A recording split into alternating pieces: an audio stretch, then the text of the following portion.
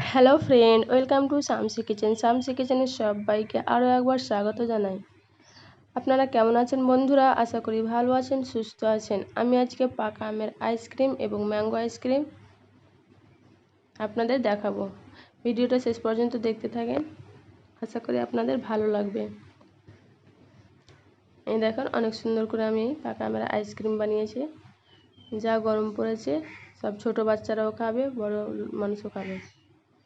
আমি এখানে আইসক্রিমের মোল্ডগুলো অর্ডার করেছিলাম অনলাইন থেকে, আজকে এসেছে, তার জন্য আমি খুলে নিচ্ছি।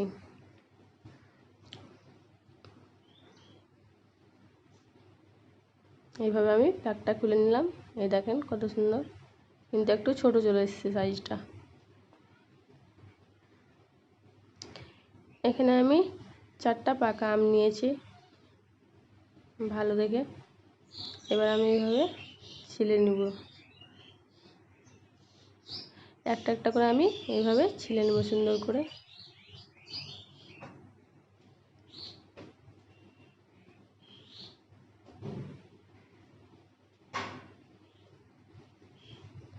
অনেক গরম পড়েছে,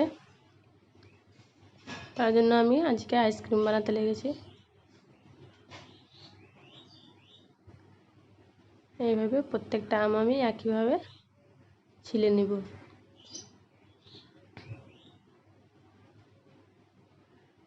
আমার আমটা ছিলা হয়ে গেছে, এবার আমি কেটে নেব।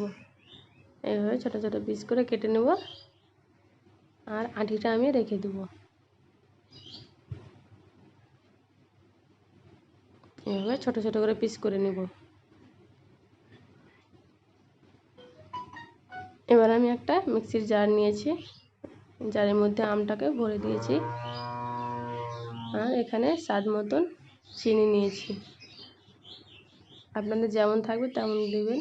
আমি এখানে দুধ নিয়েছি। এবার দুধ আর চিনিটাকে আর আমটাকে একসাথে মিক্সি জারে মিক্স করে নেব।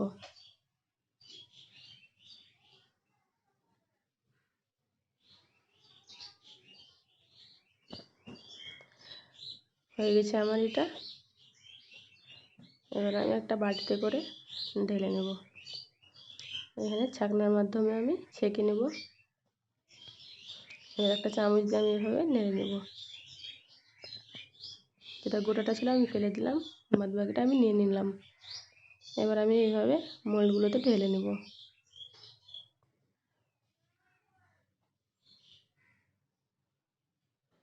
এভাবে প্রত্যেকটাতে একইভাবে আমি ঢেলে নেব।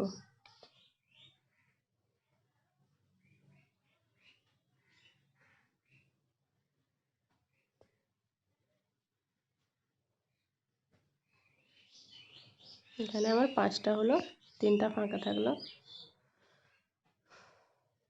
এবার আমি ঢাকনাগুলো লাগিয়ে দেব।